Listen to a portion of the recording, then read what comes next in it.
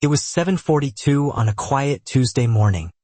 Karen stormed across my lawn, screaming about illegal surveillance. Neighbors froze on their porches, phones already recording. I just stood there, calm, coffee still in hand. Something in her eyes said she already knew she'd lost. Her hands trembled as she reached for my camera. 3 miles away, a deputy's screen lit up with her face. She had no idea the live stream never stopped. My name's Daniel Reyes, 34, a contractor who spent 6 years saving for a modest house on Willow Creek Lane. My wife Sarah taught 2nd grade, and our daughter Mia was starting kindergarten that fall. We weren't rich, but the house was ours. Quiet, ordinary, exactly the life we'd worked so hard to build. Willow Creek Estates looked like a postcard, trimmed hedges, matching mailboxes, a community pool nobody used before Memorial Day. It seemed like the kind of place where nothing ever went wrong. I didn't know yet that the woman running the homeowners association would turn that peaceful street into a battlefield. Karen Ashford had run the HOA board for 9 years, and everyone treated her word like law. She wore blazers to casual barbecues, carried a clipboard to pool parties, and measured grass height with an actual ruler. People smiled at her and complained about her the moment she turned around. I'd heard rumors before we moved in. Fines for the wrong shade of blue paint, a citation for a garden gnome deemed unsightly. I laughed it off then. Neighbors warned me to stay quiet, keep my head down, never argue with Karen directly. I thought they were exaggerating. I was wrong. Package thefts had spiked that spring. 3 houses on our street got hit within 2 weeks, an Amazon box here, a birthday gift there.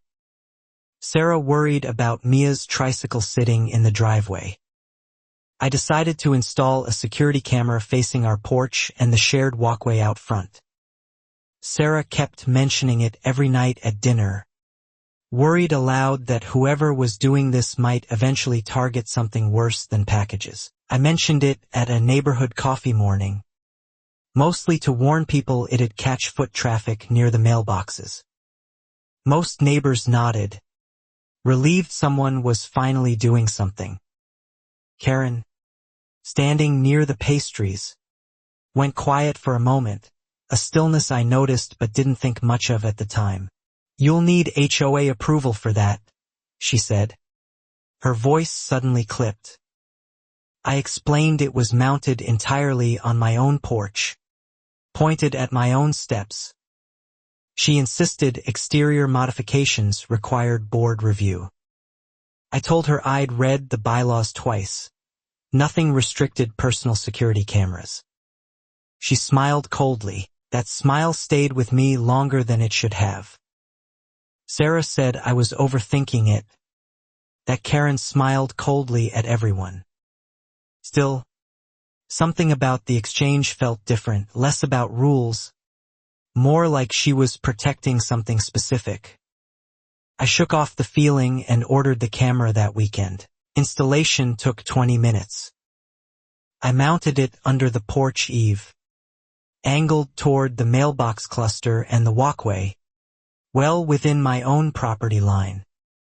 It caught a sliver of the street, nothing more. I tested the app, saw clear footage, and felt genuinely relieved for the first time in weeks. 2 days later, I found a laminated notice taped to my door, unauthorized surveillance device. Remove within 72 hours. No prior warning. No board vote I could find in the minutes online. Just Karen's signature at the bottom, bold and underlined twice, like she'd practiced it before signing. I called the property management company listed on our HOA paperwork.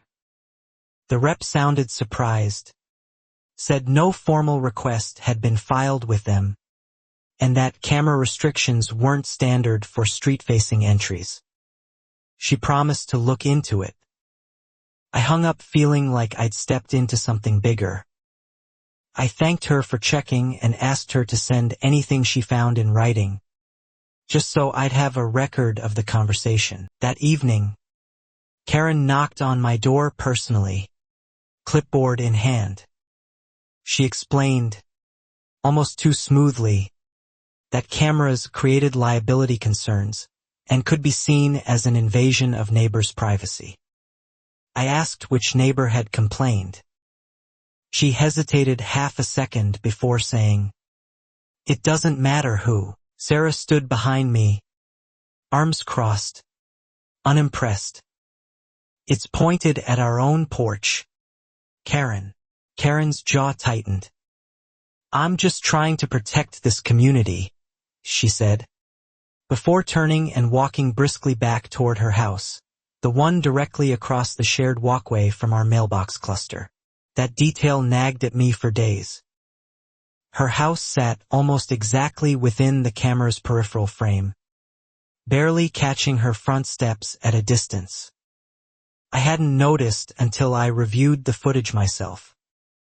It wasn't close enough to see anything private. But it was enough, apparently, to unsettle her. I decided to keep the camera up.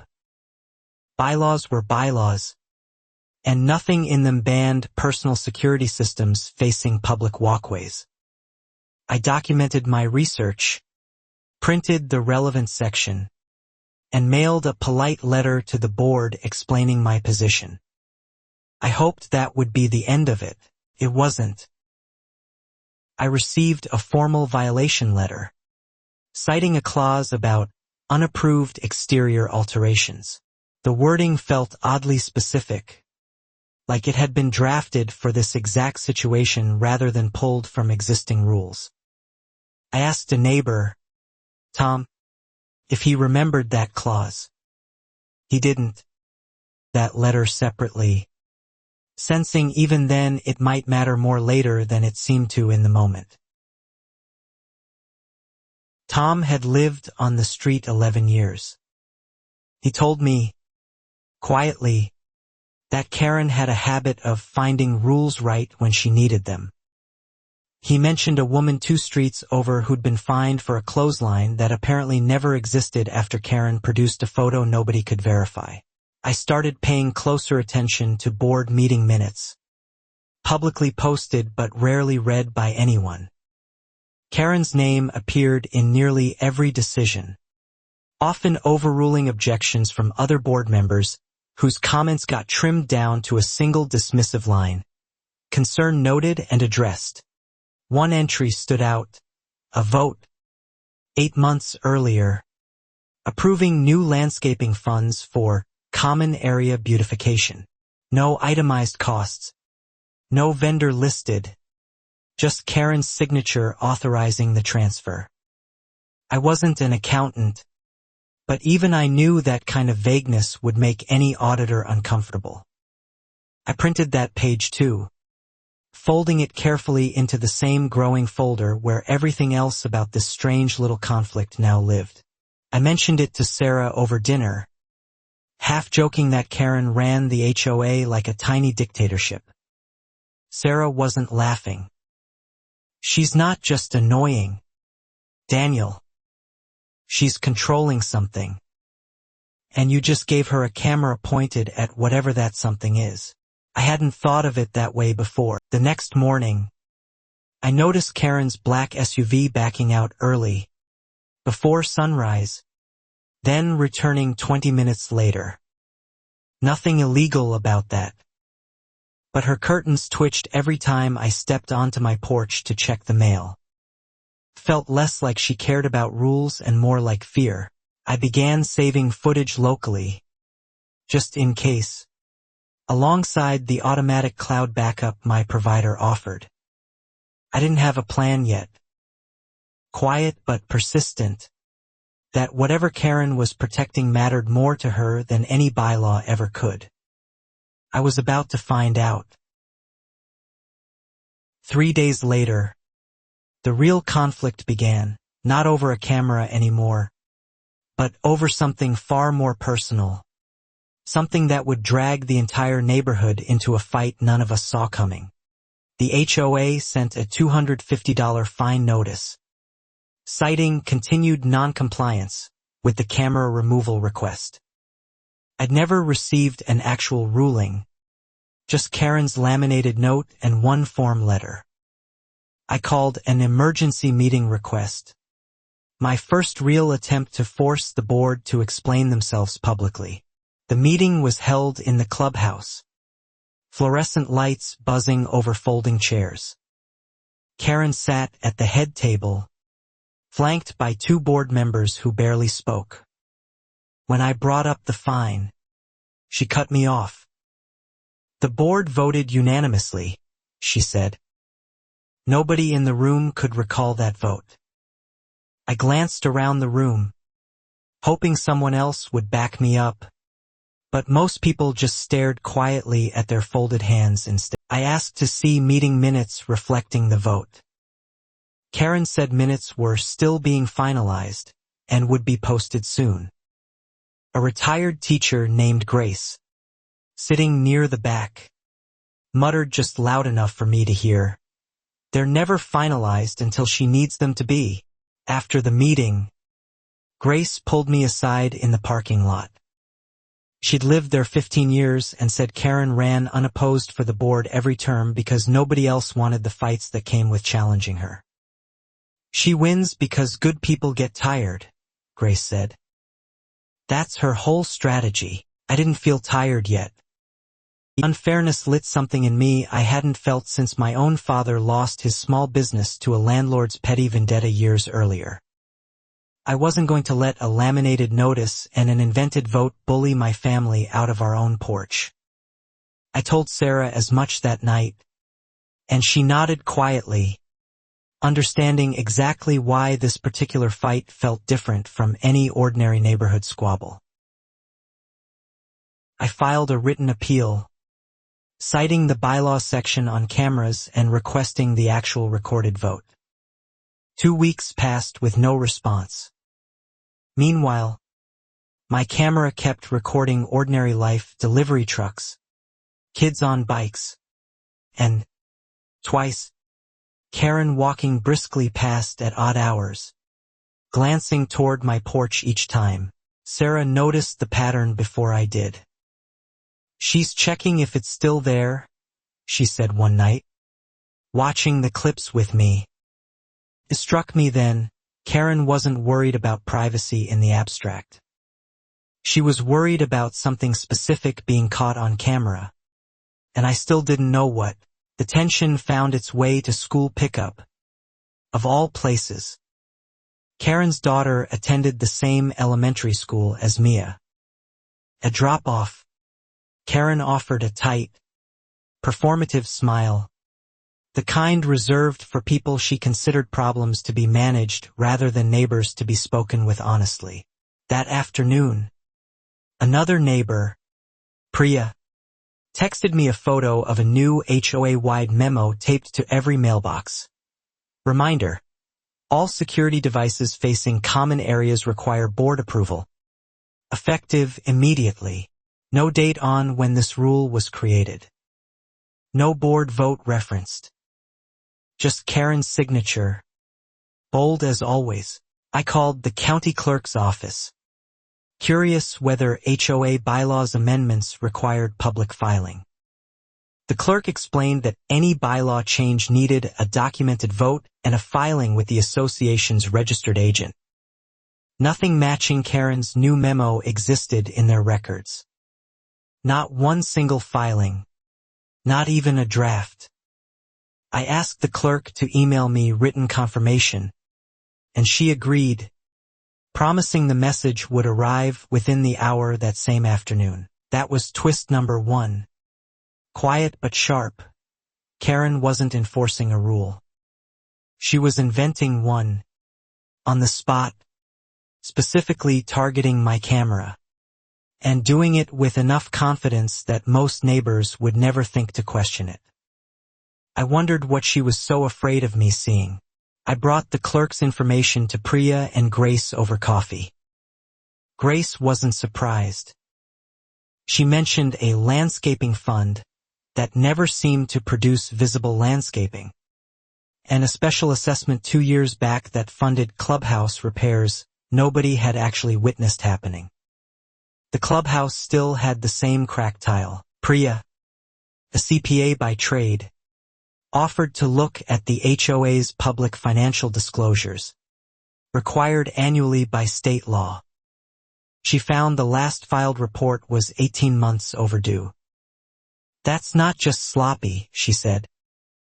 "That's the kind of thing people do when they don't want anyone looking closely." I felt the pieces sliding into place, though I still lacked anything concrete. A camera dispute had cracked open something much larger. Missing filings, invented rules, a fund with no visible results. Karen wasn't just controlling. She was hiding, and my porch camera had become an unintentional witness. I mentioned this feeling to Sarah, who simply said, "Then let it keep watching." Eventually cameras catch exactly what people are afraid of. That night, someone keyed a long scratch down the side of my truck, parked exactly where the camera's edge caught the driveway. The footage showed a hooded figure, face angled away deliberately, moving with the practiced ease of someone who knew precisely where the lens could and couldn't see. I filed a police report, more out of principle than expectation. The responding officer, a young deputy named Ruiz, reviewed the footage and noted the figure's careful avoidance of the camera's field. "Whoever did this knew your setup," Ruiz said. "That's not random vandalism. That's somebody local." Sarah wanted to move the camera, worried about escalation near our daughter. I understood the fear, but backing down now felt like confirming Karen's power over us. I compromised. I added a second, smaller camera discreetly mounted near the eave, feeding directly into secure cloud storage nobody local could tamper with. Sarah still worried constantly, checking the locks twice most nights, though she never once suggested I actually take the original camera down for good. I didn't tell anyone about the second camera, not even Grace or Priya. Some instinct told me that whatever came next, I'd need footage nobody could dispute, erase, or intimidate away. Sarah worried I was becoming obsessed. Maybe I was, safer than being caught unprepared again. Karen's next move surprised everyone. She announced, at the following board meeting, a new community harmony initiative requiring all residents to register any recording devices with the board, including make, model, and viewing angle. It read less like policy and more like an inventory of who might be watching her. Half the room laughed it off as bureaucratic overreach. I didn't laugh. It was an attempt to map every camera on the street, identify blind spots, and make sure nothing recorded whatever she was protecting. I quietly declined to register mine, citing my earlier legal research. Karen's eyes found mine across the room when I said no. For a flicker of a second, the confident mask slipped, and I saw something closer to fear than authority. It was small, but it was real. Whatever she was hiding, my refusal had just made her problem noticeably worse. Within days, a certified letter arrived threatening a lien on our house over unpaid fines totaling nearly $900. Sarah's hands shook reading it. Liens could affect our mortgage, our credit, everything we'd worked toward. This wasn't a petty squabble anymore. Karen had turned a camera dispute into a financial weapon. I hired a local attorney, Mr. Okafor, who'd handled HOA disputes before. He reviewed the bylaws, the invented memo, and the lean threat, and shook his head. "This whole approach is legally shaky," he said. "But shaky doesn't mean harmless. These boards can make your life miserable before any court intervenes." Okafor advised documenting everything meticulously, every letter, every fine, every interaction, and avoiding direct confrontation with Karen whenever possible. "Let the paper trail do the talking," he said. I followed his advice, filing every notice in a growing folder that felt less like homeownership and more like building a legal case. Karen, meanwhile, began recruiting allies. She hosted a neighborhood unity potluck, conveniently timed right after the lien letter went out. Several neighbors who'd once complained quietly about her now smiled beside her, plates in hand, careful not to be seen siding with the guy suddenly labeled difficult by the board. Grace warned me this was Karen's pattern: isolate the target, reward the compliant, punish the resistant. "She's not fighting you over a camera," Grace said. "She's making an example of you so nobody else gets ideas." I believed her. The potluck crowd's polite distance confirmed it more than any letter could. Priya, though, stayed loyal and quietly kept digging through public records. She found Karen's husband, Rick, had recently opened a landscaping company registered at their home address, the same company, turned out, that had received the HOA's mysterious beautification fund payments Grace mentioned months earlier. That was twist number 2. Karen hadn't just invented rules. She'd been funneling HOA money into her own household through her husband's business, dressed up as community improvement. No wonder she guarded appearances so fiercely. No wonder my camera, sitting near the shared walkway, made her so uneasy. I brought this to Okafor, who cautioned restraint. "Suspicion isn't proof," he said. "You need documentation, invoices, contracts, actual paper showing money moved without proper bidding or disclosure." Priya offered to file a public records request for the HOA's financial statements, something any homeowner was legally entitled to request. The board, predictably, delayed. Requests went unanswered for 2 weeks, then 3. Karen cited administrative backlog and holiday scheduling. Despite it being early spring, every delay felt like confirmation. Every polite excuse felt thinner than the last. Something was being scrubbed clean before anyone got a real look. Sarah started keeping her own copy of every request we filed, just in case the board's copies conveniently disappeared the way so much else seemed. Meanwhile, my camera kept recording ordinary neighborhood life, and occasionally something less ordinary: Rick's truck arriving late at night, unloading equipment that never seemed to match any visible landscaping project. I didn't confront him. Quietly, alongside everything Priya was uncovering through official channels.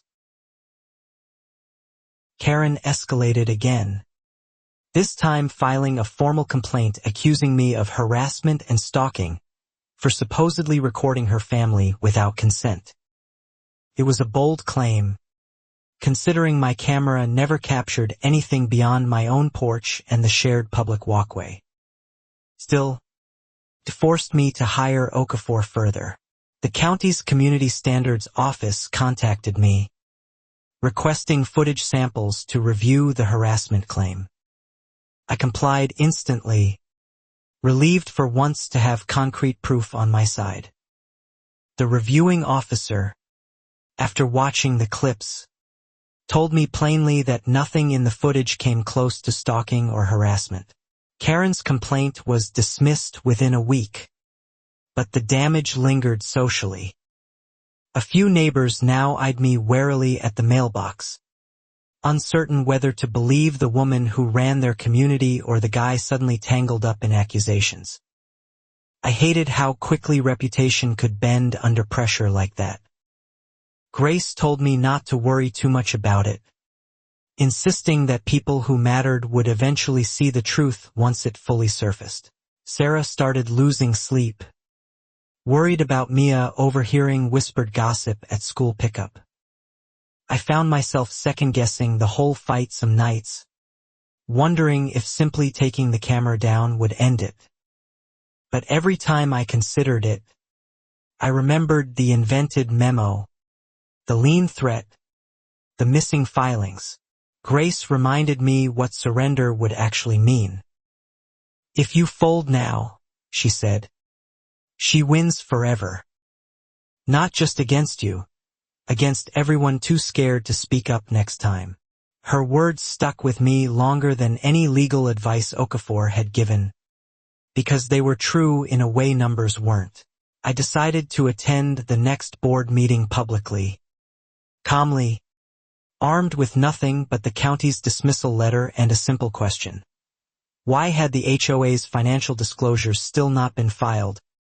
18 months overdue and counting. I wanted witnesses in the room when I asked it out loud. The meeting was packed, word having spread about the harassment complaint's dismissal. Karen looked visibly rattled seeing so many unfamiliar faces filling the folding chairs. She opened with a rehearsed statement about community healing, clearly hoping to steer attention away from anything resembling actual accountability or numbers. I sat near the back deliberately, wanting to watch everyone's reactions rather than just Karen's, curious who else might finally be paying real attention. When I asked my question directly, Karen claimed the filings were in progress with the association's accountant. I asked for the accountant's name. She hesitated, then said she'd have to check her records. A murmur rippled through the room, the kind of quiet that means people are finally paying attention. Priya stood up next, calmly citing the public records request still unanswered after 3 weeks, well past the legal response window. Karen's composure cracked slightly, her voice sharpening as she accused Priya of targeting the board unfairly. The room's mood shifted further, sympathy tilting visibly away from Karen. After the meeting, one of the quieter board members, Linda, approached me in the parking lot. She looked exhausted, almost relieved someone else was finally asking questions. "There's more than you know," she whispered, glancing around before adding, "I can't talk here. Call me tomorrow. Somewhere private." That call never happened the way I expected. The next morning, Linda resigned from the board entirely, citing personal reasons, and stopped answering my messages altogether. Grace suspected Karen had gotten to her first, offering some kind of pressure or promise strong enough to silence a woman who'd almost talked. Karen's tactics grew bolder. She started walking her dog past my house at unusual hours, staring directly at the camera each time, as if daring it to catch something. Once, she lingered near my mailbox longer than necessary, glancing toward my porch window like she was checking if I watched back. Sarah suggested installing a doorbell camera too, layering coverage in case anything happened while we weren't home. I agreed immediately. Between the porch camera, the discreet second unit, and the new doorbell, our small house had quietly become one of the best documented properties on Willow Creek Lane. One evening, Rick's truck arrived even later than usual, and this time I watched, through the app, as he unloaded stacks of unopened mulch bags directly into Karen's garage rather than any community common area. It made no sense for beautification funds, unless the beautification in question was entirely private. I sent the clip to Okafor, who finally sounded genuinely encouraged. This, combined with Priya's records, starts painting a real picture, he said. But we still need the actual financial paperwork. Video alone won't prove misappropriation without matching numbers. I understood. We needed the receipts, not just suspicion. I thanked him for his patience, though privately I worried we were running out of time before Karen buried whatever paperwork still existed somewhere. Priya escalated her request through the state's HOA Oversight Division, citing the association's failure to respond within the legally mandated window. It was a slower path, but a harder one for Karen to simply ignore or delay indefinitely. Bureaucracy, for once, might work in our favor instead of hers. Karen apparently sensed the shifting tide too. She started showing up at neighbors' doors personally, framing the ongoing scrutiny as one disgruntled resident's vendetta, rather than a legitimate community concern. Some neighbors bought it. Others, having watched the meeting unfold, quietly began asking their own questions for the first time. Grace organized an informal gathering at her house, coffee, folding chairs, and a shared spreadsheet Priya had built tracking every unexplained fund transfer over 3 years. Nearly a dozen neighbors showed up, more than I expected. For the first time, it didn't feel like my fight alone anymore. Sarah came along too, mostly to listen, though she ended up contributing several small details she'd noticed herself over recent months. Karen learned about the gathering within a day, likely from someone still loyal to her. She responded by filing another formal complaint, this time against Grace, alleging unauthorized use of HOA financial data, despite everything Priya used being technically public record under state disclosure law. Okafor called it a clear escalation, and possibly actionable itself. She's trying to intimidate anyone who helps you, he said. That's usually a sign someone's getting genuinely desperate. I felt something shift in me then. Less anger, more resolve. Karen wasn't just controlling anymore. She was cornered, and cornered people got reckless. That recklessness arrived faster than any of us predicted. 2 nights later, my discreet second camera caught something that changed everything. Something none of us, not even Priya with her spreadsheets, had seen coming. The clip showed Karen herself, alone, sneaking along the shared walkway well after midnight, crouched near my porch camera's original mount. She examined it closely, flashlight cupped in her palm, clearly unaware the second.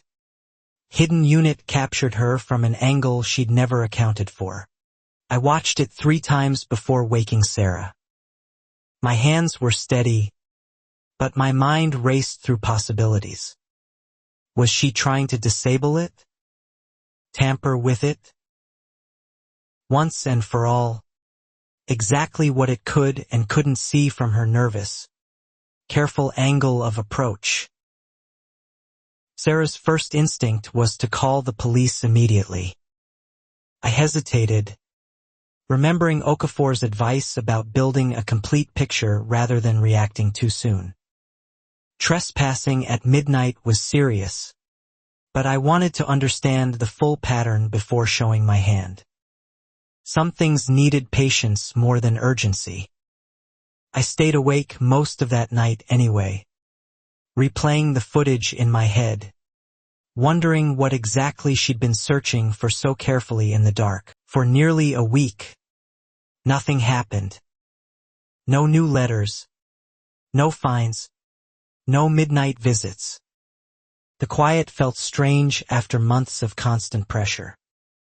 Sarah cautiously enjoyed it, letting Mia play in the front yard again without watching the street nervously. I used the calm to organize everything Priya had gathered. Grace mentioned Karen had canceled the next scheduled board meeting entirely, citing a family matter. Nobody knew what that meant, though rumors floated, maybe Rick's business, maybe the state oversight inquiry finally applying real pressure. Whatever it was, Karen's usual relentless presence on the street noticeably dimmed. I used the lull to reconnect with Sarah and Mia, taking them camping for a weekend just to breathe outside the tension that had quietly consumed months of our lives. Watching Mia chase fireflies reminded me why any of this mattered. Not winning an argument, but protecting something simple and good. Priya used the same quiet week productively, following up formally with the state HOA Oversight Division. They confirmed receiving her complaint and opening a preliminary review, though warned it could take months before any real action followed.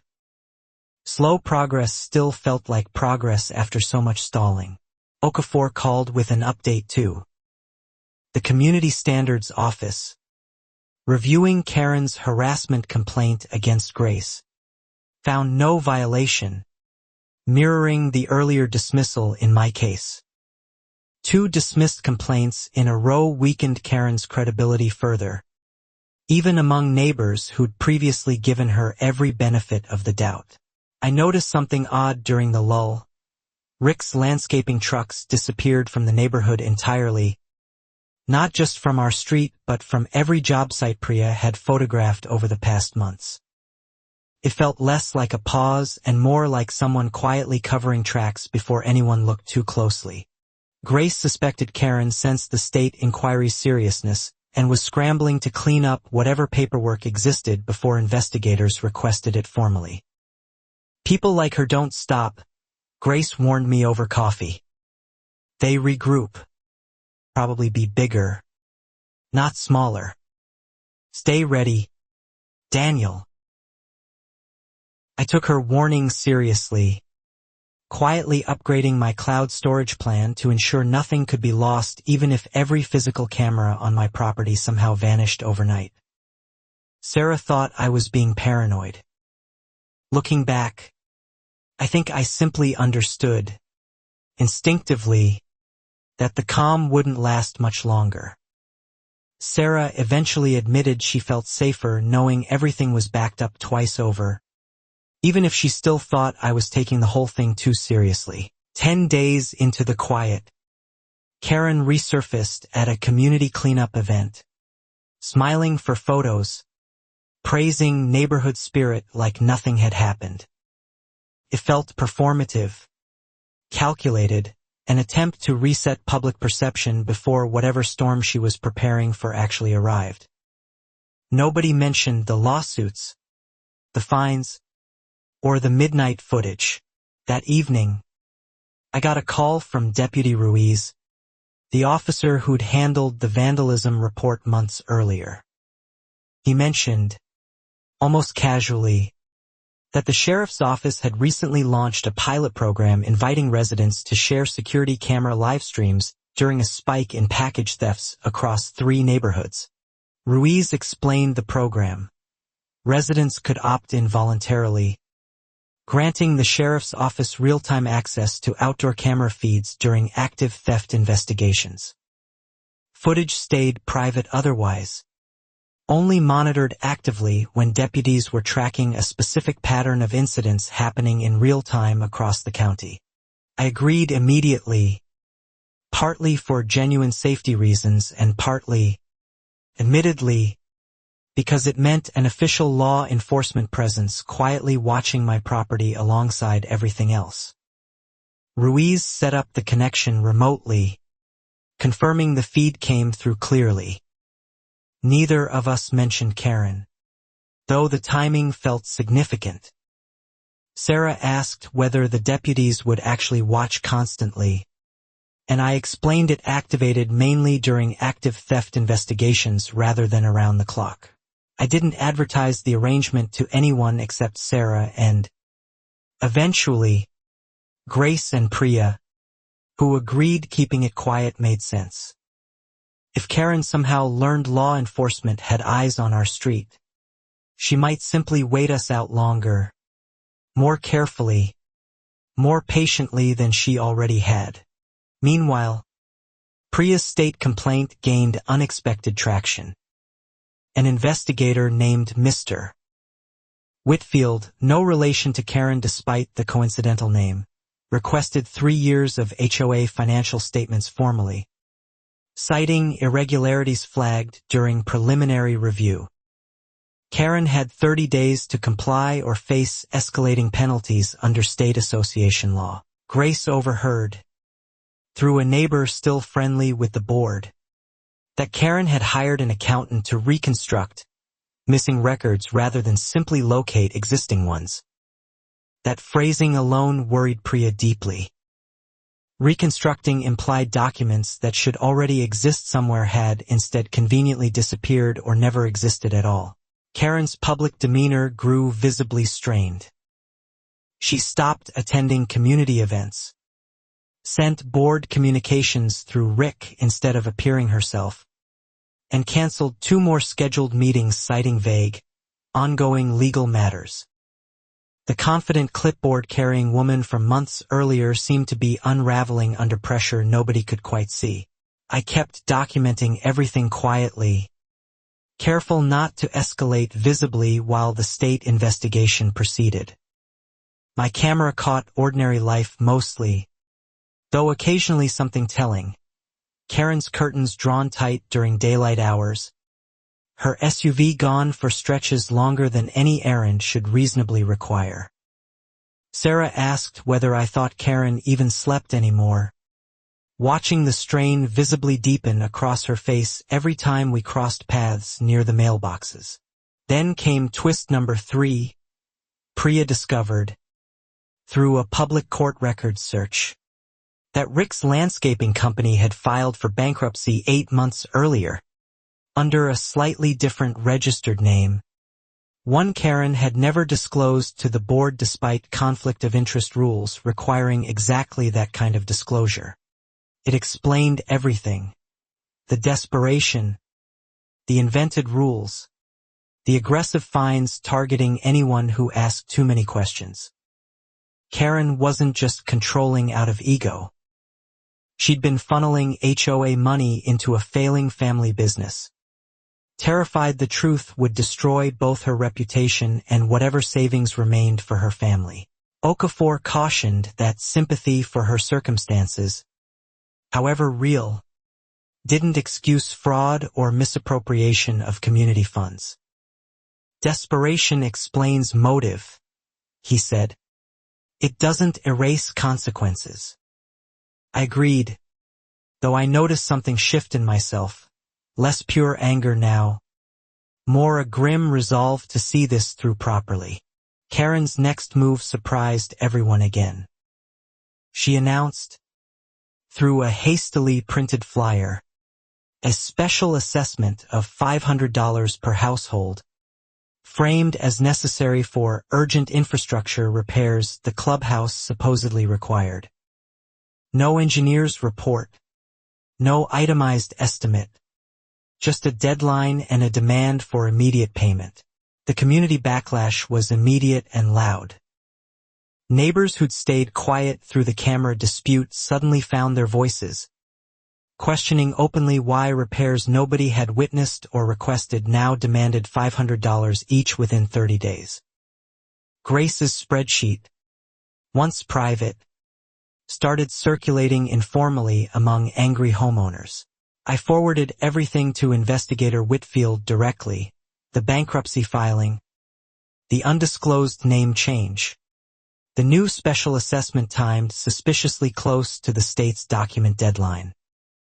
He thanked me, noting it significantly strengthened the ongoing review, though he couldn't share details of an active investigation just yet.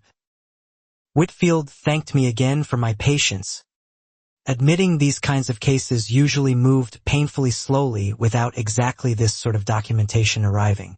Karen, perhaps sensing the walls closing in, shifted tactics entirely. she started framing herself publicly as a victim, telling neighbors that certain residents were orchestrating a coordinated harassment campaign against her family during a difficult personal time.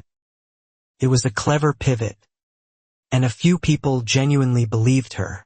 Grace pushed back hard at the next informal gathering, reminding everyone calmly that questioning unexplained financial transfers wasn't harassment. It was exactly the kind of accountability every HOA member had a legal right to demand. Her steady, grandmotherly credibility carried real weight that Karen's practiced charm increasingly failed to match. Sarah grew more anxious as the special assessment deadline approached, worried about the financial strain on families who genuinely couldn't afford an unexpected $500. I felt that pressure too, though it hardened my resolve rather than softening it. Karen wasn't just protecting herself anymore. She was hurting neighbors. Grace reminded everyone gathered that the board's job was serving homeowners, not simply extracting money from them whenever convenient excuses could be manufactured quickly enough. I helped Priya compile a formal petition, using state law provisions allowing homeowners to challenge special assessments lacking proper documentation or a valid board vote. Within 3 days, we'd gathered signatures from nearly 40 households, an overwhelming majority representing genuine, organized resistance rather than one man's personal vendetta. Karen responded by threatening legal action against organizers of what she called an unlawful petition, despite state law explicitly protecting homeowners' rights to challenge exactly this kind of assessment. Okafor found the threat almost laughable, noting it revealed more panic than actual legal standing on her part. The next board meeting drew the largest crowd Willow Creek Estates had ever seen, folding chairs spilling into the parking lot outside the clubhouse. Karen arrived late, visibly rattled, flanked by Rick for the first time at any HOA function, his presence itself an unusual and telling departure. I presented the petition formally, alongside the bankruptcy filing and the state investigation's confirmation that a formal document request had been issued. The room fell genuinely silent, the kind of silence that happens when a community collectively realizes the story they'd been told no longer matches reality. A few neighbors actually applauded quietly, something I'd never once seen happen at any HOA meeting during our entire time living on this street. Karen tried deflecting, insisting the bankruptcy was a private family matter unrelated to HOA business. Rick shifted uncomfortably beside her, saying nothing, his silence louder than any denial could have been. Grace asked, simply and calmly, why HOA funds had gone toward his company if it was truly unrelated. Karen had no answer ready. For the first time since I'd moved to Willow Creek Lane, the woman who always had a rule, a memo, a clipboard ready for every situation stood frozen, searching for words that clearly weren't coming. The room's collective patience had finally, completely run out. She left the meeting early, citing a family emergency, Rick trailing behind her without meeting anyone's eyes. The remaining board members, visibly shaken, agreed unanimously to suspend the special assessment pending the state's investigation results. It felt like the first real victory in months of exhausting resistance. Grace hugged me afterward, tears in her eyes, thanking me for not backing down months earlier when it would have been easier. I told her honestly it wasn't just me, Priya's spreadsheets, Grace's own credibility. Dozens of neighbors finally speaking up together had done what one person alone never could. Karen's retaliation, when it came, was quieter than expected but far more personal. Someone reported Sarah's home daycare arrangement, an informal, unlicensed setup watching 2 neighborhood kids after school, to County Child Services, citing safety concerns. Sarah had never advertised it publicly. Only a handful of people even knew. The investigator who visited found nothing remotely concerning. Just a warm, ordinary home with two well-supervised kids doing homework at the kitchen table. Still, the accusation terrified Sarah, and it confirmed something ugly about how far Karen might go once genuinely cornered, targeting family rather than facts.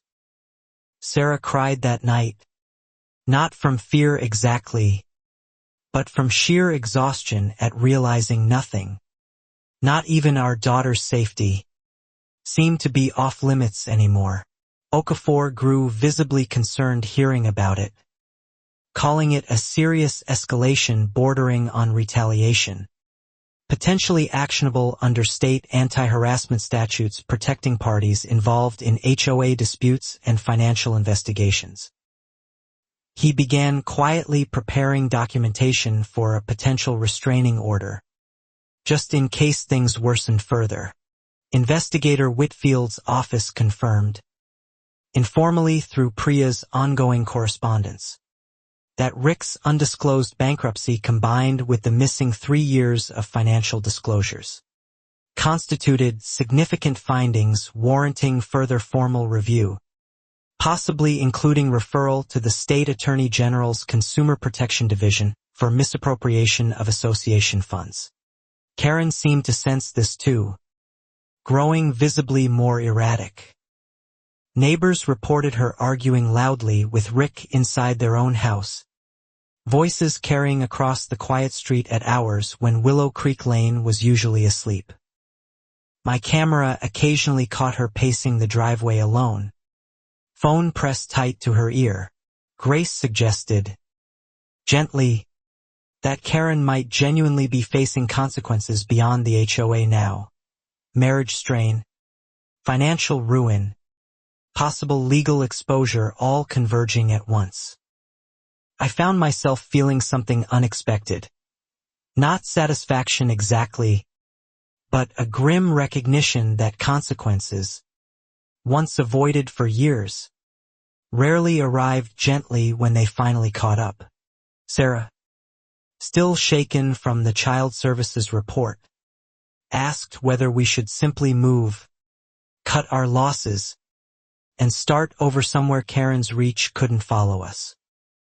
I understood the impulse completely, but something in me refused to let one woman's desperation erase everything we built and fought to protect. I brought the Child Services complaint directly to Okafor, who confirmed enough circumstantial evidence existed. Timing, motive, prior pattern of retaliatory complaints, to formally request the county investigate who'd actually filed the anonymous report. Anonymous complaints, turned out, weren't always as untraceable as people assumed they were. The county's records eventually traced the complaint's originating call back to a burner phone purchased at a gas station less than a mile from Karen's house, paid in cash 3 days before the report was filed. It wasn't definitive proof, but it painted an increasingly damning picture regardless. Karen, confronted informally by another board member about the traced call, denied any involvement entirely, insisting someone was framing her deliberately. Nobody quite believed her anymore. Not after the bankruptcy, the invented memo, the missing financial filings all stacking up into one unmistakable pattern of behavior. Grace pointed out, calmly, that denial without any actual explanation rarely convinced anyone who'd already seen the pattern repeat itself so many times before. Grace organized a formal recall petition, using state HOA law provisions allowing homeowners to remove board members through a majority vote when serious misconduct was credibly alleged. Within a week, nearly 60% of Willow Creek's households had signed, a stunning number for a community once too intimidated to speak up. Karen requested a private meeting with me directly, something she'd never done before. Sarah insisted Okafor be present, and he agreed reluctantly, worried about potential manipulation. Karen arrived alone, without Rick, looking noticeably thinner and more exhausted than the confident clipboard-carrying woman I'd first met months earlier. She admitted, quietly, that the HOA funds had gone toward Rick's business, framing it as a temporary loan she'd always intended to repay once his company recovered. She asked if I'd consider dropping my involvement in exchange for immediately removing all fines and complaints against my family entirely. Okafor politely explained I had no legal ability to make the state investigation disappear even if I wanted to, and that misappropriation of association funds wasn't something private negotiation between us could simply erase. Karen's composure cracked further, real desperation showing through for perhaps the first time. "You don't understand what I'll lose," she said quietly, almost to herself. I felt an unexpected flicker of sympathy, remembering my own father's business failure years earlier. But sympathy didn't erase the missing filings, the bankruptcy, the traced burner phone, or the fear my own family had endured for months. I didn't say any of that out loud, though. Some truths I'd learned were better left unspoken until the moment genuinely called for them. I told her, honestly, that I hadn't started this fight to destroy her, only to keep my camera, protect my family, and understand why a simple security device had triggered such an extreme reaction. Whatever came next, I said, wasn't personal vengeance. It was accountability, something long overdue on Willow Creek Lane. She left without another word. Rick's SUV waiting outside, engine already running like she'd expected exactly this outcome. Okafor told me afterward that her attempted private negotiation, offered without lawyers present, likely constituted an implicit admission investigators would find genuinely useful once formal proceedings eventually moved forward.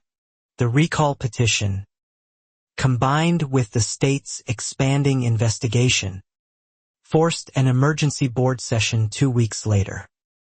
Karen didn't attend, citing health reasons through a brief statement Rick read aloud. The remaining board members, visibly relieved, voted to suspend her indefinitely pending the investigation's official conclusion. Grace called it a hollow victory without full accountability yet. And she was right. Suspension wasn't removal, and removal wasn't prosecution. But for the first time in 9 years, Willow Creek Estates had a board meeting where Karen's name wasn't the final word on absolutely everything discussed. I kept my cameras running through it all, quietly, patiently, documenting the community's slow return toward something resembling normal HOA governance. Neighbors who'd once avoided eye contact now stopped to chat at the mailbox, sharing stories about fines they'd quietly paid years ago rather than risk Karen's wrath. Grace mentioned she felt cautiously hopeful for the first time in years, though she reminded me the fight likely wasn't fully finished yet. Then, 3 weeks after her suspension, on an otherwise ordinary Tuesday morning, Karen appeared on my lawn again, except this time, something in her expression told me she'd finally run entirely out of patience, out of options, and out of anywhere left to hide. She'd received formal notice the previous evening. The state investigation confirmed enough evidence to refer her case to the county prosecutor's office for potential misappropriation and fraud charges related to HOA funds. Whatever remained of her composure had apparently shattered sometime during that long, sleepless night. I stepped outside for my usual morning coffee, camera quietly recording as always, and found Karen standing at the edge of my driveway, arms crossed, eyes red-rimmed like she hadn't slept in days. "This is your fault," she said, voice shaking with a rage I hadn't seen from her before. I stayed calm, mostly out of instinct, remembering Okafor's repeated advice never to escalate verbally regardless of provocation. "I just wanted a camera on my own porch," I said quietly. It wasn't meant as an accusation, just a simple, honest fact she couldn't argue against no matter how angry she became. That simple truth seemed to enrage her further. "You destroyed everything," she shouted, loud enough that Priya, 2 houses down, stepped outside to see what was happening. Neighbors began emerging onto porches, phones already rising instinctively, some recording purely out of habit developed over months of drama. I felt my own pulse quicken slightly, though I kept my hands steady, unwilling to give her anything resembling the reaction she clearly wanted from me. Sarah appeared behind me in the doorway, Mia peeking curiously around her legs before Sarah quickly ushered her back inside. Karen's eyes flicked toward them, and something in her expression shifted, not softening exactly, but sharpening into something colder, more focused, more dangerous than mere frustration alone. "Take it down," Karen demanded, pointing directly at my porch camera. "Take it down right now, or I swear I'll—" She stopped herself, jaw clenched, fists visibly shaking at her sides. I'd never seen her lose control this completely, not even during our tensest board meeting confrontations months earlier. "Or you'll what, Karen?" I asked, keeping my voice deliberately level. Several neighbors had gathered now, watching silently from a respectful distance, phones raised, none of them intervening, all of them clearly sensing something significant was unfolding on our quiet street that ordinary Tuesday morning. She didn't answer immediately, chest rising and falling rapidly, eyes darting between me, the gathering neighbors, and the small black camera mounted innocently beneath my porch eave.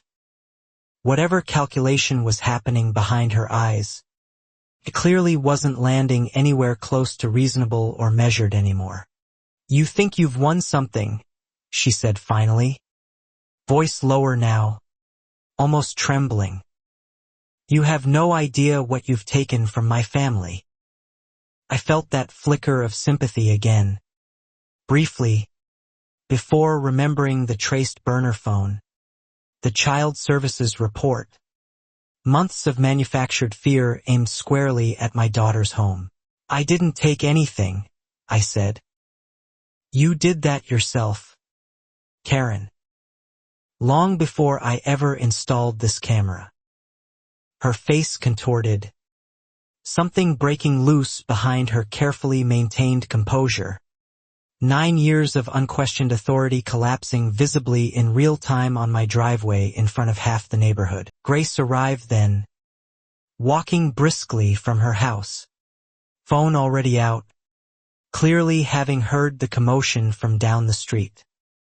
"Karen, go home," she said firmly, no longer the quiet grandmother offering coffee and sympathy, but someone finally, completely done tolerating months of manipulation and manufactured fear. Karen turned on Grace instead, unleashing months of pent-up resentment. "You started this," she snapped. "You and your stupid spreadsheet." Grace didn't flinch.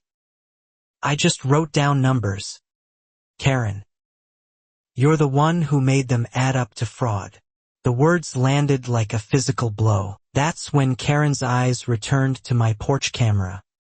Something shifting behind them, not calculation anymore, just raw, unfiltered desperation finally overriding whatever restraint remained. She took 2 quick steps toward my house, and I instinctively moved slightly forward, though I didn't yet fully understand what she intended to do. "I want it gone," she said, reaching the porch steps faster than I expected for someone her age and state of visible exhaustion. "I want the recording gone. All of it." Her hand shot toward the camera mount, fingers wrapping around the small black housing with startling, sudden force. "Karen, don't," I said, stepping forward now, alarm finally cutting through my earlier calm. But she wasn't listening anymore, wasn't calculating consequences, wasn't the careful clipboard-carrying woman who'd once measured grass height with an actual ruler. She was simply, purely furious, and fury rarely listens to reason. She yanked hard, and the mount cracked but held, screws groaning against the porch wood. Neighbors gasped audibly now, several phones capturing the moment in real time, the quiet street suddenly feeling less like a residential neighborhood and more like the opening scene of something none of us would forget. I felt strangely rooted to the spot, watching it happen almost in slow motion, unable to fully process what I was witnessing unfold right in front of me. "Karen, stop!" Sarah's voice rang out sharply from the doorway, Mia now crying softly behind her, frightened by the shouting and commotion happening just feet from their own front porch. That sound, Mia's frightened crying, seemed to briefly cut through Karen's rage, her hand pausing for one single heartbeat. But only one heartbeat. Behind her eyes resolved itself the wrong direction. And she yanked again, harder this time, the camera housing finally tearing free from its mount entirely, wires sparking faintly before going dark against the porch's weathered wooden railing. She held it for a moment, staring at the small device like it was somehow responsible for everything, the bankruptcy, the investigation, 9 years of unquestioned control finally collapsing in real time. Then, without warning, she hurled it down onto the concrete driveway with everything she had left.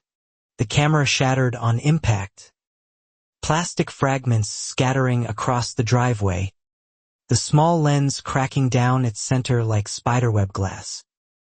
For a moment, absolute silence fell over the street, broken only by Mia's soft crying and the distant sound of a lawnmower somewhere several houses away. "There," Karen said, breathing hard, something between triumph and total collapse crossing her expression simultaneously. "It's gone now." She looked almost relieved, as though destroying the physical device somehow erased everything it had ever recorded, everything already saved elsewhere beyond her reach. I said nothing at first, watching the shattered pieces scattered across my driveway, feeling strangely calm despite everything. Sarah stepped outside fully now, Mia's hand gripped tightly in hers, both of them staring at Karen with an expression somewhere between fear and genuine disbelief at what they'd just witnessed. "You just destroyed private property. In front of a dozen witnesses. On camera," Grace said quietly, gesturing toward the neighbors still recording from their porches and driveways. Karen's triumphant expression faltered slightly, reality apparently beginning to seep back through whatever rage had briefly consumed her entirely. Priya, standing just behind Grace, was already narrating quietly into her own phone, documenting the moment in real time for whatever came next. "That camera was recording you the whole time," I said calmly, watching her face carefully. "Just like it's been recording everything, every single day, for months." Something shifted behind her eyes, not quite understanding yet, but the first flicker of genuine, dawning uncertainty about what she'd actually just done. The footage saves automatically, I continued. Cloud storage. The uploaded somewhere you can't reach. Karen's face went noticeably pale, the shattered plastic at her feet suddenly looking less like a triumphant conclusion and more like evidence of exactly the wrong thing to have done. That's not, she started, then stopped herself, glancing around at the gathered neighbors, several phones still recording, capturing her exact expression in that precise moment of dawning, horrified realization. Whatever she'd hoped to accomplish, destroying evidence clearly hadn't been it. Not anymore. Not with everyone watching. Deputy Ruiz's earlier mention of the sheriff's Livestream pilot program suddenly surfaced in my mind, and I felt my phone buzz in my pocket at that exact moment. I glanced down, saw Ruiz's name on the screen, and felt something settle into place with unexpected, quiet clarity. I answered, stepping slightly away from the scene, though close enough that Karen could still hear my side of the conversation clearly. Mr. said, voice unusually serious. We were monitoring your feed for the theft pattern. We just watched everything happen live. Are you and your family okay? I confirmed we were fine. Karen still standing frozen on my driveway, listening intently now, her face draining further of color with each word she overheard from my side of the call. Good, Ruiz said. Because what we just watched constitutes destruction of property and possibly assault. Live. In real time, Karen's legs seemed to genuinely weaken beneath her upon hearing that. You had police watching? She whispered, more to herself than to me. The full weight of what had just happened finally, completely landing. Grace, standing nearby, allowed herself the smallest, quietest smile I'd seen from her in months. It's a neighborhood watch program, I explained calmly. For the package thefts. I hadn't planned this moment, hadn't orchestrated it, hadn't even known Karen would show up that particular morning. Sometimes, I realized, the truth simply arrives exactly when it's needed most. Ruiz informed me a patrol car was already en route, having been dispatched the moment the live feed showed physical property destruction unfolding in real time. Karen heard this too, her earlier fury completely replaced now by something closer to genuine, visible panic at the reality closing in around her. This isn't fair, she said weakly, backing away from the shattered camera fragments still scattered across my driveway. You set me up. I shook my head firmly. I didn't set anything up. Karen. You walked onto my property and smashed my camera in front of a dozen witnesses. That's just what happened. Sirens became faintly audible in the distance, growing steadily louder as the patrol car approached Willow Creek Lane. Karen's eyes darted toward her own house, toward Rick's SUV still parked in the driveway, toward any possible direction that might offer escape from what was now clearly, unavoidably coming for her. The patrol car turned onto our street moments later. Lights flashing silently. No siren needed anymore with the entire block already gathered watching. Deputy Ruiz stepped out first, followed by a second officer I didn't recognize, both moving with the calm, practiced efficiency of people who'd seen plenty worse. Karen straightened instinctively, some old instinct for control trying weakly to reassert itself despite everything. Officers, I can explain, she started, voice noticeably less commanding than it had been for 9 years running this street like her personal kingdom. Ruiz simply held up a hand, unmoved by her tone. We watched the live stream. Ma'am, Ruiz said evenly. We've got clear footage of you destroying Mr. Reyes's property and any witnesses present. Karen's eyes swept across the gathered neighbors, several still holding phones, all of them clearly ready to confirm exactly what they'd witnessed. Karen's mouth opened slightly, as if searching for some final argument, before closing again without a single word coming out. Rick emerged from their house then, alarm visible across his face at the sight of the patrol car parked outside. "What's happening?" he asked, though something in his expression suggested he already suspected, deep down, that this particular reckoning had been coming for weeks, maybe even months. Grace stepped forward calmly, offering her own account to the second officer without hesitation. Priya did the same, mentioning briefly the ongoing state investigation into HOA fund misappropriation. Information the officers noted carefully, recognizing immediately that this wasn't simply an isolated neighborhood dispute happening in a vacuum.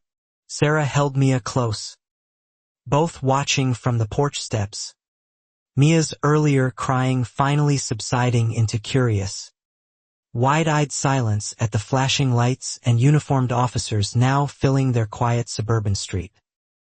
I felt an overwhelming urge to shield her from all of it, though the worst had already passed. Ruiz asked me directly whether I wanted to press formal charges for the property destruction. I hesitated only briefly, thinking of months of fines, threats, the traced burner phone, the child services report, everything Karen had put my family through simply for wanting a camera on our own porch. "Yes," I said finally. "I want to press charges." Karen's face crumpled slightly at that, whatever remaining hope she'd held on to finally, visibly extinguishing.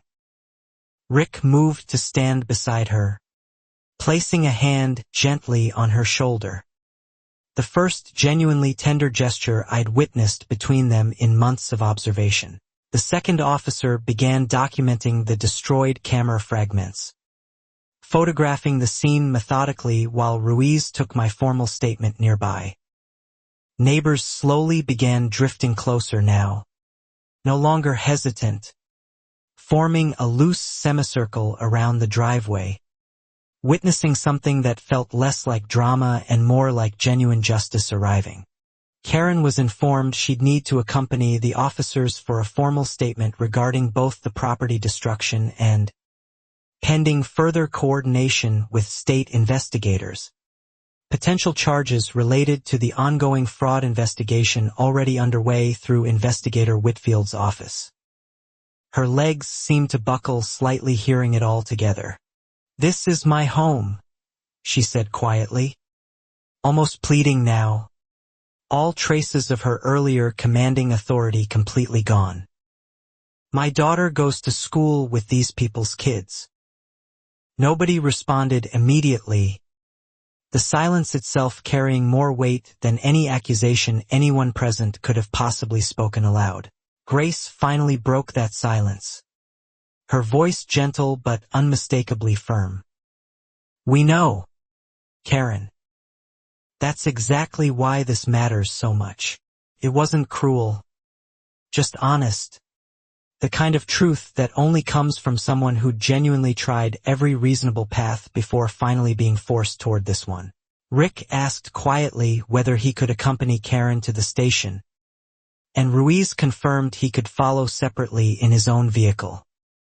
Karen nodded numbly, allowing herself to be guided gently toward the patrol car, her earlier fury completely replaced now by something that looked almost like relief. Oddly enough, as she passed my driveway, she paused briefly, looking at the shattered camera fragments one final time. "I really thought it would just go away," she said quietly. not quite meeting my eyes. The camera. I thought if it was just gone, everything else would disappear with it. I didn't respond immediately, unsure what to say to someone finally, completely stripped of every defense she'd built for 9 years. It doesn't work that way, Karen, I finally said. Nothing that's already happened just disappears because you want it to badly enough.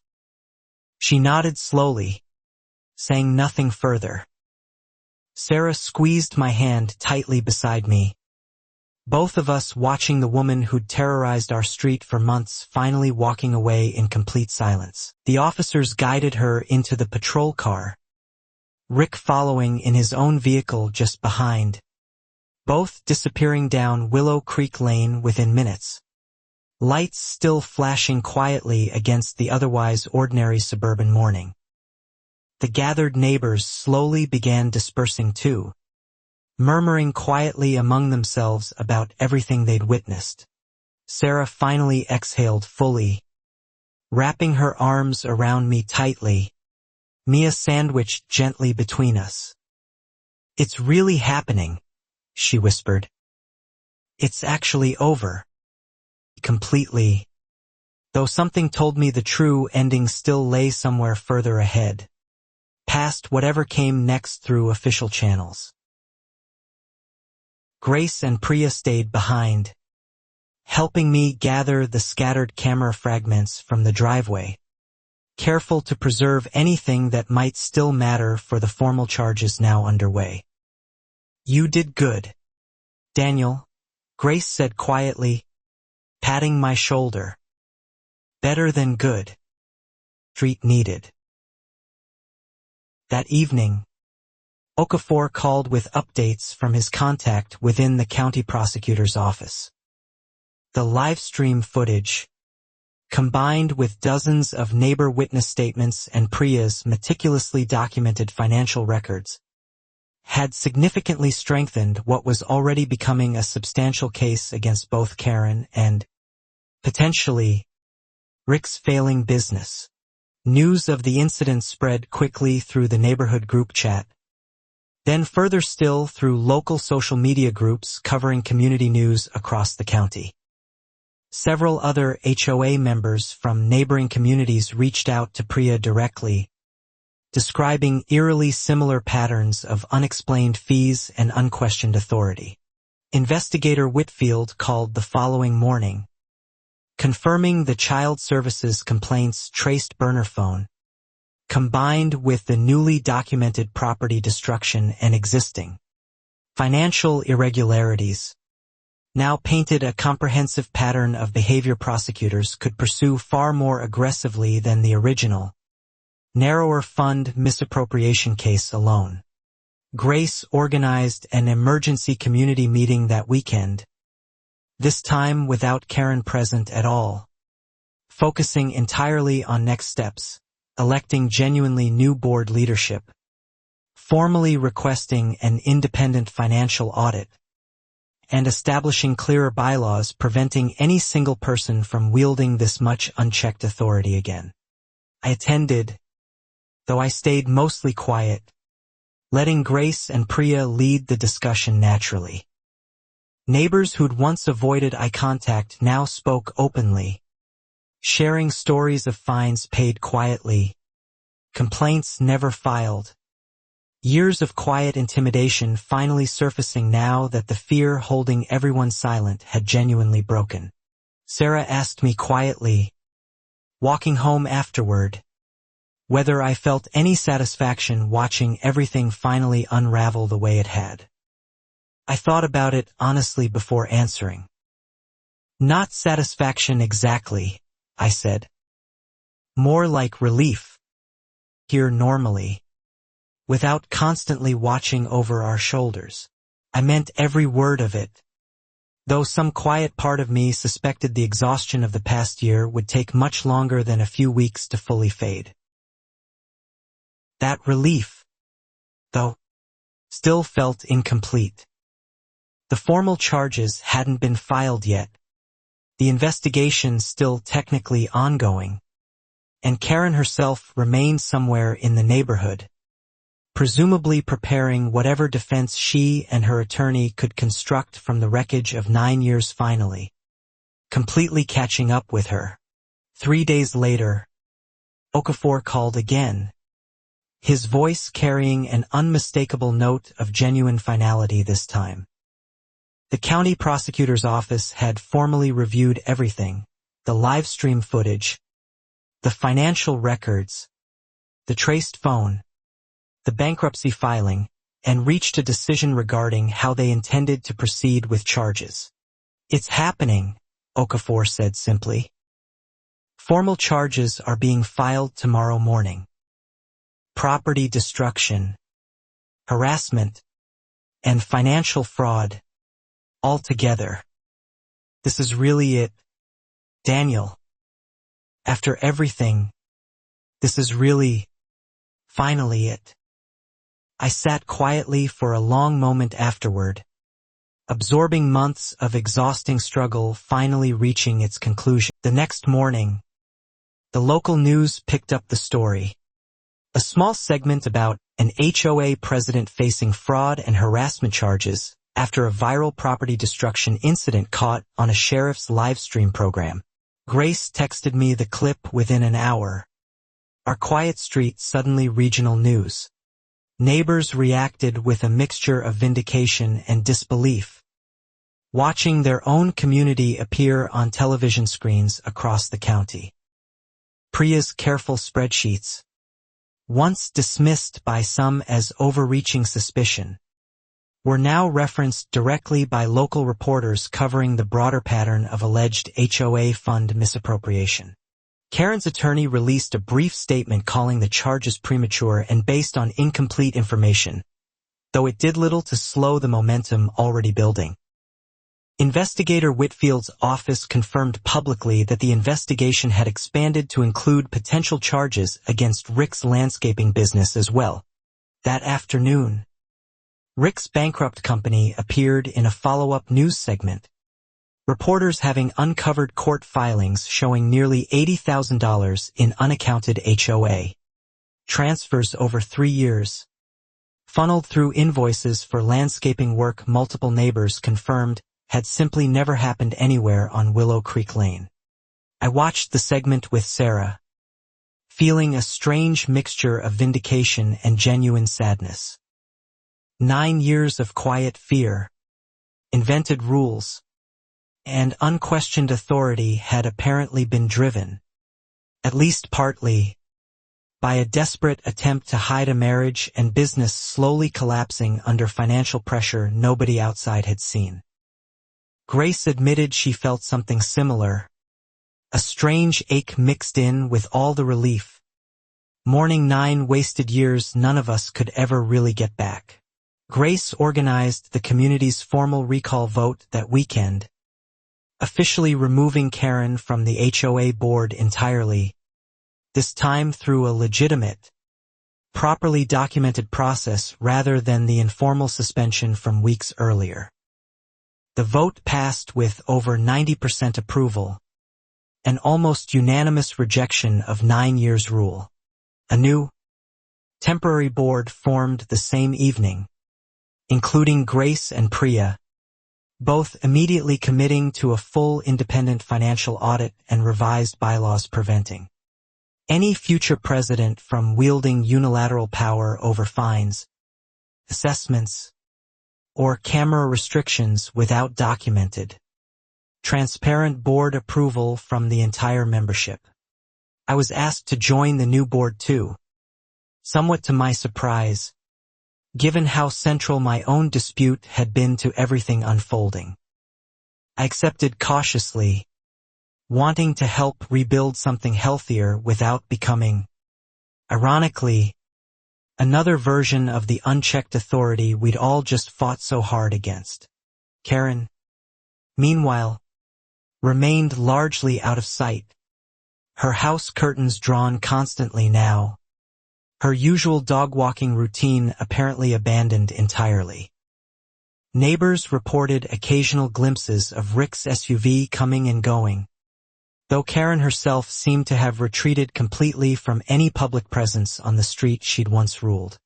Okafor mentioned, during one of our calls, that plea negotiations had reportedly begun between Karen's attorney and the county prosecutor's office, though nothing was confirmed publicly yet.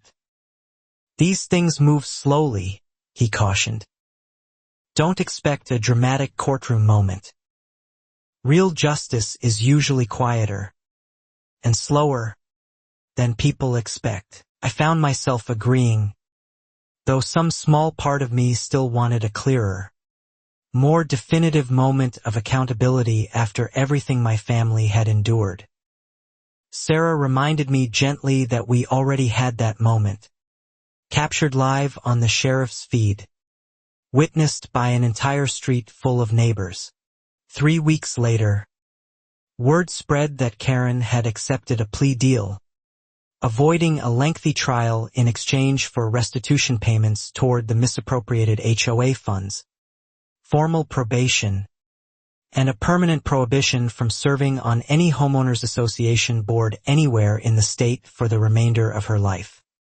Rick faced separate charges related to the bankruptcy non-disclosure and invoice fraud, though his attorney negotiated a similarly structured plea involving restitution and probation rather than significant jail time. Neither faced the harshest possible penalties, though both would carry the legal and financial consequences for years to come.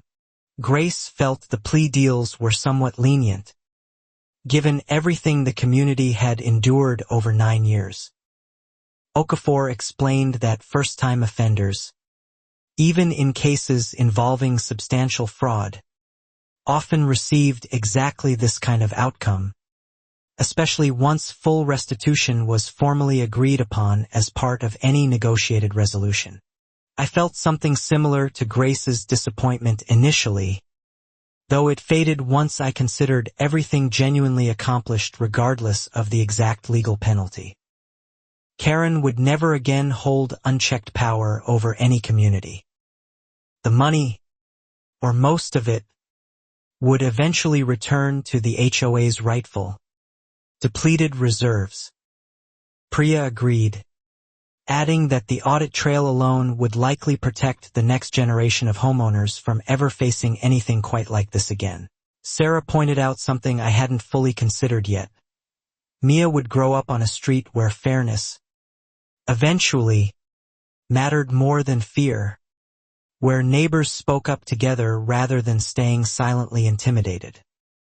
That mattered more, ultimately, than whatever specific sentence a courtroom formally handed down months later. The restitution payments began arriving gradually, administered through the new board's careful oversight, funding both an actual independent financial audit and long overdue. Clubhouse repairs Karen's fictional landscaping invoices had apparently never once addressed across 3 entire years of supposedly ongoing community beautification efforts. Priya's spreadsheet, once dismissed informally as one neighbor's obsessive suspicion, became the literal foundation document for the new board's financial transparency policies, publicly posted online, updated monthly, accessible to every homeowner without requiring formal records requests or lengthy administrative delays anyone had previously endured. Grace was elected the new HOA president in a landslide vote. Her steady, grandmotherly credibility exactly what the exhausted community needed after 9 years of fear-driven authority. She immediately implemented term limits, transparent voting procedures, and clear restrictions preventing any single board member from unilaterally issuing fines or memos. I stayed on as a general board member, focused mainly on maintaining fair, clearly documented policies around security cameras and exterior modifications. Ironically, the exact issue that had sparked this entire 9-month ordeal, now finally resolved through reasonable, transparent rules everyone genuinely understood and agreed upon together. Karen and Rick eventually sold their house, moving away from Willow Creek Lane entirely sometime that autumn. The for sale sign appearing quietly one morning without any formal announcement or farewell. Grace mentioned hearing they'd relocated somewhere out of state, hoping presumably for a genuine, quiet fresh start. I felt no particular satisfaction watching the moving truck pull away. Just a kind of tired relief that the long, exhausting chapter had genuinely closed. Sarah squeezed my hand as we watched from our porch, Mia playing happily in the yard nearby, utterly unaware of everything that street had endured. The sheriff's office formally thanked the Neighborhood Watch program participants at a small community appreciation event that October. Deputy Ruiz personally acknowledging how the voluntary Livestream arrangement had proven unexpectedly valuable beyond its original purpose of addressing the earlier package theft concerns across the county's participating neighborhoods. Grace joked that Karen had unknowingly become the program's most memorable case study, a cautionary tale deputies now apparently referenced during training sessions about the value of community cooperation and transparent, voluntary surveillance partnerships between residents and local law enforcement agencies handling neighborhood disputes. Priya eventually helped several neighboring HOAs implement similar financial transparency measures, her spreadsheet methodology becoming something of a quiet model for accountability across multiple communities that had experienced their own versions of unchecked, entrenched board authority over the years without anyone previously questioning it seriously. I found myself reflecting often, during quiet evenings on our porch, about how close we'd come to simply giving up months earlier, removing the camera, paying the fines, avoiding the fight entirely just to keep the peace. Grace's steady insistence that surrender only emboldens people like Karen further stayed with me. Sarah reminded me gently that giving up would have been easier in the short term, but far costlier for everyone who came after us on this street. Sarah's home daycare arrangement, once weaponized against us through the anonymous child services complaint, actually expanded that following year. Several neighborhood families specifically requesting her care, citing the trust built through everything our family had endured together, publicly, honestly, throughout the entire lengthy ordeal. Mia, still too young to fully understand everything that had happened, occasionally asked why the lady with the clipboard didn't live across the walkway anymore. Sarah and I always answered simply, honestly, without unnecessary detail. Some people learn, eventually, that the rules apply to everyone, including themselves. The new camera policy, formally adopted by the board that winter, protected every homeowner's right to install reasonable security devices on their own property, requiring only basic notification rather than the arbitrary, invented approval process Karen had once wielded so effectively against anyone she considered a genuine threat. Okafor closed out his involvement with a final invoice considerably smaller than either of us had initially feared, noting that the Livestream footage alone had likely saved months of costly, uncertain litigation. Sometimes, he said, the best evidence isn't something you build.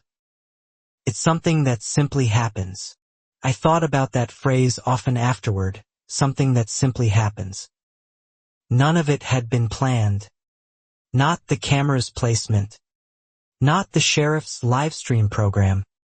Not Karen's final, desperate loss of control on an otherwise ordinary Tuesday morning that ended up changing our entire street forever.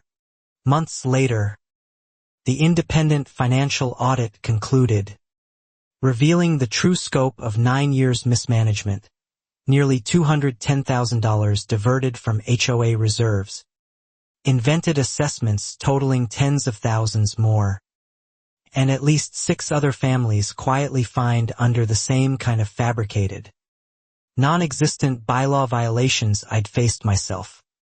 Grace reached out personally to each of those families, most of whom had simply paid their fines years earlier rather than risk confrontation, assuming they alone had somehow misunderstood some legitimate rule.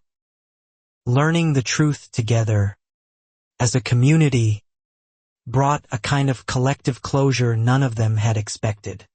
The board voted to refund every improperly issued fine discovered through the audit, funded partly through Karen and Rick's ongoing restitution payments and partly through the HOA's now properly managed reserve fund. It wasn't a large amount per family, but the acknowledgement mattered more than the actual dollar figures. One elderly resident, Mr. Delgado, cried quietly at the community meeting where refunds were announced, admitting he'd nearly sold his house years earlier rather than continue facing Karen's relentless, invented citations over his wife's memorial garden. Hearing his story, several neighbors realized how genuinely widespread the quiet suffering had been. Grace held his hand through the whole meeting, and afterward several neighbors quietly apologized to him for not speaking up on his behalf years earlier. Investigator Whitfield's final report, made public through state disclosure requirements, confirmed everything Priya's original spreadsheet had suggested months earlier, a pattern of deliberate, calculated financial manipulation disguised carefully behind community beautification and safety initiatives that had, in reality, funded a slowly collapsing family business for years. Karen's formal sentencing hearing, held quietly in county court that winter, drew a small crowd of former neighbors, myself included, curious to witness some kind of final, official closure after everything endured. She appeared noticeably smaller somehow, dressed plainly, none of her old commanding presence remaining anywhere visible. The judge acknowledged the significant breach of community trust, the deliberate fabrication of rules, and the documented harassment targeting families who questioned her authority, before formally imposing 5 years probation, mandatory financial restitution, and the permanent HOA board prohibition already outlined in her earlier negotiated plea agreement. Karen spoke briefly during sentencing, her voice barely audible, apologizing generally to the community without directly naming anyone she'd specifically harmed. Grace, sitting beside me, whispered that it wasn't much of an apology, though perhaps it was genuinely all Karen had left to offer anyone at that point. Rick's sentencing followed a similar pattern the same afternoon. Probation and restitution rather than significant incarceration. His attorney emphasizing the failed business's genuine financial desperation rather than deliberate malice as the primary motivating factor behind the whole scheme's original construction years earlier. I left the courthouse that afternoon feeling something unexpectedly close to peace, rather than triumph. Sarah met me outside, Mia's small hand wrapped in hers, and for the first time in nearly a year, I felt genuinely, completely certain that our family's long ordeal had finally, truly concluded. Grace hosted a modest community celebration that weekend, less about Karen's downfall specifically and more about everything the neighborhood had rebuilt together. Transparent leadership, restored trust, neighbors who finally spoke honestly with each other rather than staying quietly, fearfully compliant under unchecked authority nobody had dared question sooner. Priya's spreadsheet methodology eventually became something of a template, shared informally among HOA reform advocates across the state.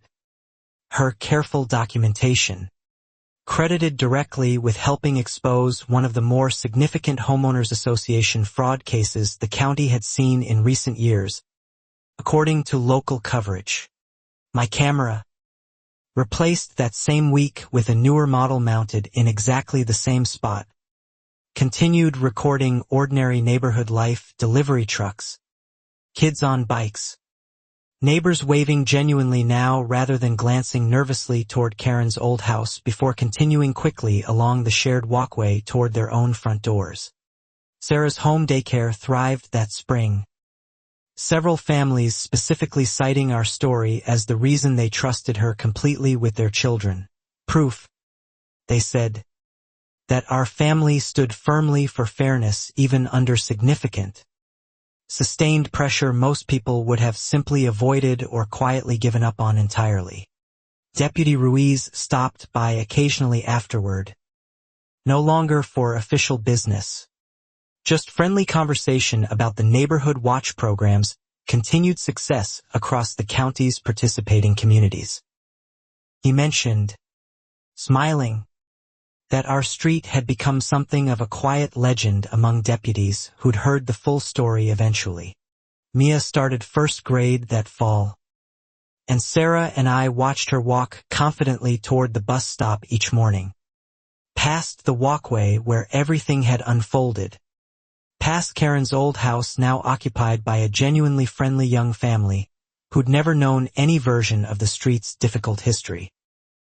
I watched her disappear around the corner each morning with a strange mixture of pride and quiet relief, grateful she'd grow up somewhere genuinely fair.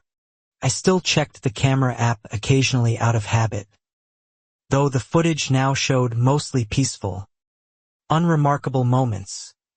Exactly what I'd originally wanted when I first installed it, before a simple security measure accidentally exposed 9 years of hidden fraud, manipulation, and quietly enforced, invented authority on our street.